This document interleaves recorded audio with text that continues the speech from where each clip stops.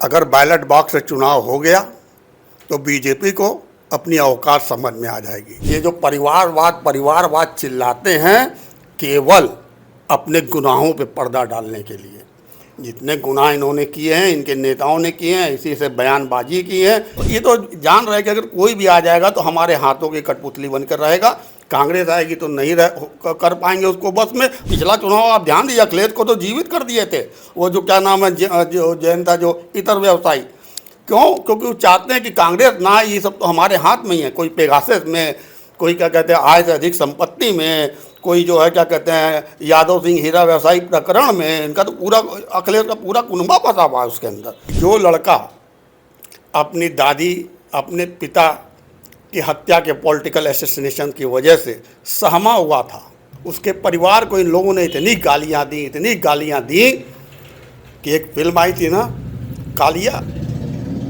बस ये समझ लीजिए कि कल्लू से कालिया बना दिया इस मोदी ने राहुल को। खाता ना भाई, जो मोदी जी कहें वही सही। भी आपने कुछ दिन पहले देखा होगा कि एक तंबू के अंदर बच्चों को जो कंप्यूटर में बैठा करके शिक्षा दे रहे थे, और जाते ही जैसे वो गए वैसे तंबू चला गया। और आज राहुल जितने प्रखर होकर के बोल रहे हैं मुद्दों पर, और कहीं पे भी कोई टेलीप्रॉम्प्टर से नहीं बोल रहे हैं, उनकी शिक्षा, उनकी योग्यता ये साबित अपने मंचों पे कर रहे हैं अपनी शिक्षा और योग्यता को, और बता रहे हैं कि भारत के अंदर कोई नेता है तो सिर्फ एक नेता है, वो है राहुल गांधी।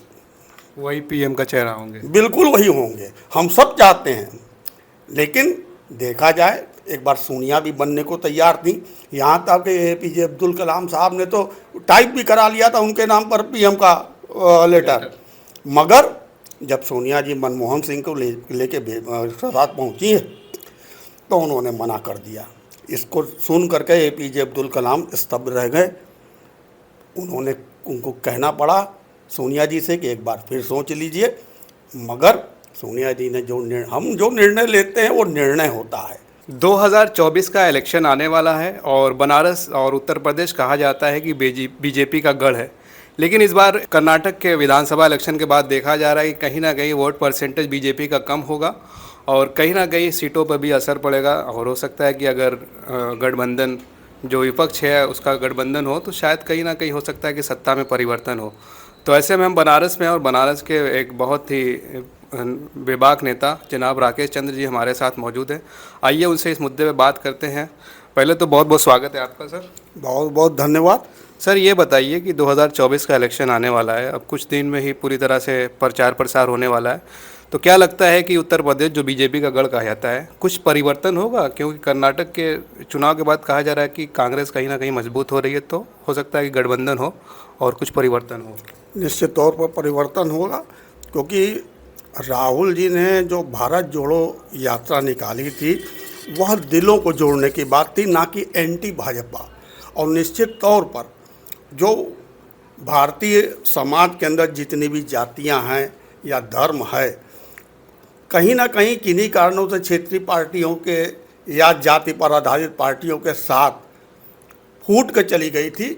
लेकिन जब दिलों को जोड़ने की बात हुई तो जनता के बीच में ये आवाज़ गई है कि हम देश को जोड़ कर रखने की ताकत अगर किसी में है तो वो कांग्रेस में ही है। और निश्चित तौर पर ये जो लोकसभा का चुनाव 2024 में होने जा रहा है, हमको कहीं ना कहीं एंटी भाजपा की हम बात नहीं करते हैं, हम दिलों को जोड़ने की बात करते हैं। इसलिए जितना हम अन्य दलों से भी वोट तोड़ के वापस ला रहे हैं, उससे ज़्यादा भाजपा से भी हम तोड़ के वापस ला रहे हैं, और हम पूर्ण बहुमत में सरकार बनाने जा रहे हैं। अच्छा, मतलब लगता है कि इस वोट परसेंटेज बढ़ने के साथ साथ सत्ता भी परिवर्तन होगी। निश्चित तौर पर वोट परसेंटेज देखिए हमेशा कांग्रेस का बढ़ता आया है, लेकिन अब की बार का ये स्थिति है कि हम अधिक से अधिक सीट निकाल करके लाएंगे, और निश्चित तौर पर हम पूर्ण बहुमत से कहीं आगे ही सीटें निकालेंगे। और ये भी देखा जाता है सर कि यूपी और खासकर बनारस में बीजेपी का गढ़ कहा जाता है। कांग्रेस लोकसभा में बहुत कम वोट पाती है या बहुत कम सीटें निकालती है, तो क्या वजह है और क्या इस बार ऐसा कुछ देखने को मिलेगा बदलने? भैया, अगर बैलेट बॉक्स से चुनाव हो गया तो बीजेपी को अपनी औकात समझ में आ जाएगी। वैसे मोदी जी जहाँ खड़े हैं तो तो ये कह लिए बीजेपी मैं वो क्षेत्र हो जाता है। क्यों? क्योंकि वो लोकल भीड़ कम होती है और बाहर से आयातित भीड़ ज़्यादा होती है। कर्नाटक के अंदर अगर आपने ध्यान दिया होगा तो जितने भी कार्यक्रम मोदी जी ने किया, भीड़ की कहीं कोई कमी नहीं थी। लेकिन क्या हुआ, सिमट गए और पूर्ण बहुमत में कांग्रेस ने वहाँ सरकार बनाई।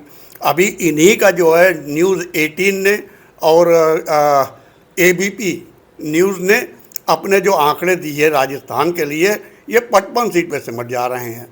और मध्य प्रदेश की जो स्थिति चल रही है, जो वर्तमान स्थिति आप वहाँ जाकर अगर पता करेंगे, क्योंकि हमारे भी रिश्तेदार वहाँ से आते जाते रहते हैं, उनसे अगर आप बातचीत के दौरान वो ऐसा लगता है कि सब यही कह रहा है कि भाई जो कांग्रेस ने किया वो किसी ने नहीं किया। और अभी भी जो सरकार बनी है वो तो कमलनाथ जी के साथ जो है ED CBI जो इनके पास है, पेगासिस क्या क्या है, तोड़ मरोड़ करके ये इनके प्रकारेण अपनी सरकार बना करके चला रहे हैं किसी तरीके से। मगर जो सामाजिक, आर्थिक और नैतिक जो स्थितियां चल रही हैं वहाँ पर, वो सब इनके विपरीत है।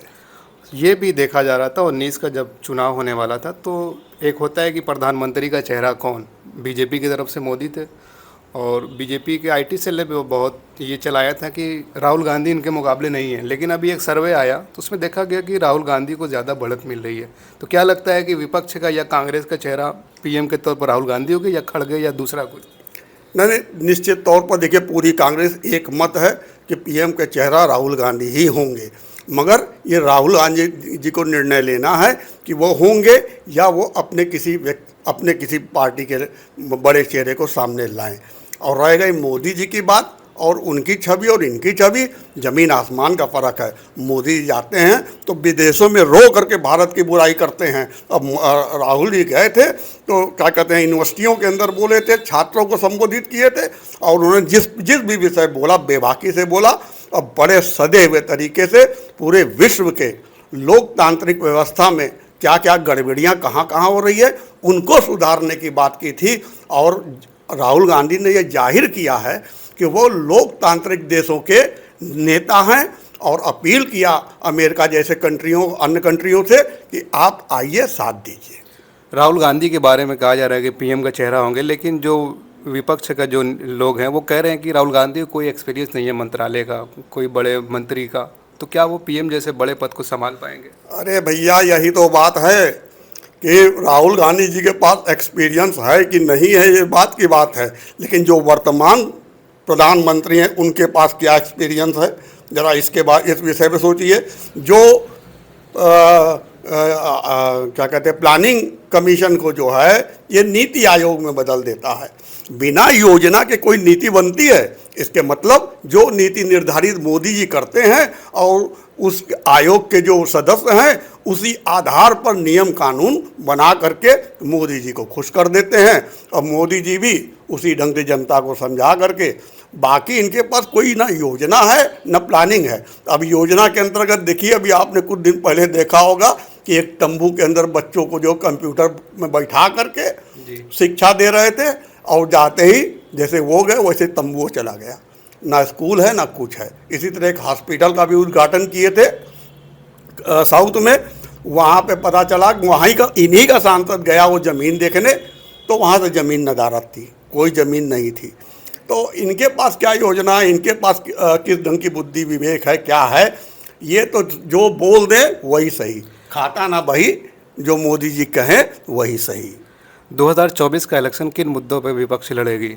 भाजपा का है तो वो अपना हिंदुत्ववादी, हिंदू राष्ट्र, लव जिहाद जैसे चीज़ों पे चल रहा है। विपक्ष का क्या होगा? देखिए, आतंकवाद निश्चित तौर पे एक मुद्दा है, इसको कोई मना नहीं करता है।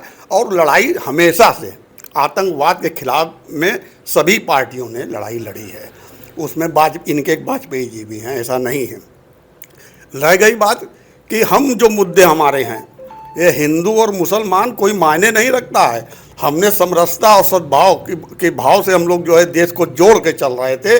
आज इन्होंने देश की एकता अखंडता को खंडित कर दिया है, जिसको कि हम लोगों ने एकता को किसी तरह यूनाइट, आज उन्होंने पटेल की मूर्ति जो है स्टैच्यू ऑफ यूनिटी बना के खड़ा कर दिया है। आप क्या बताना चाहते हो? वही पटेल जी आपको रोकने, आपका जो है प्रतिबंध लगाने के लिए, नेहरू जी अगर नहीं होते तो आज आप तहस नहस हो गए होते, अगर पटेल जी होते तो।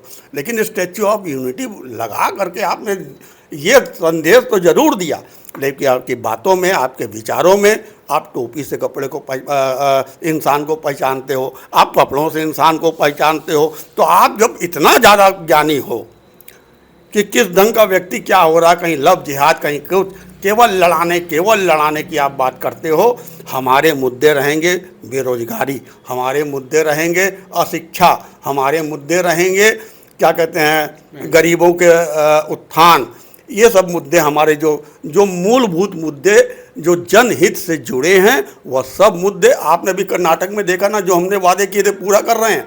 और आपको बात बता दूं, वहाँ की सरकार ने जो चावल देने की बात की किसानों को, अब देखिए वहाँ की जनता से ये कैसे बदला ले रहे हैं कि उसको जो है अध्यादेश ले आकर के कानून बदल दिए कि FCI किसी राज्य को अब अनाज नहीं देगी, वो प्राइवेट को दिया जाएगा।